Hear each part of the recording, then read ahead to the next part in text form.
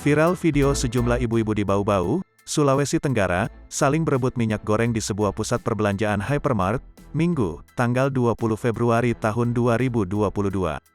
Menurut pihak hypermart, ibu-ibu tersebut sudah berada di depan toko sebelum jam buka. Lalu, setelah toko dibuka, para pengunjung yang rata-rata ibu-ibu segera berlarian menuju tempat minyak goreng. Tak berselang lama, minyak goreng langsung ludes. Seperti diberitakan sebelumnya, aksi ibu-ibu itu terekam dan viral di media sosial.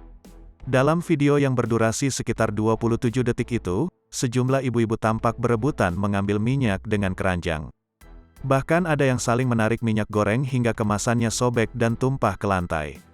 Iklan untuk Anda, lelaki Jakarta temukan cara tumbuhkan rambut dalam hitungan hari advertisement by sementara itu, aksi borong minyak goreng sebetulnya sudah terjadi sejak Kamis, tanggal 17 Februari tahun 2022, dan Jumat, tanggal 18 Februari tahun 2022.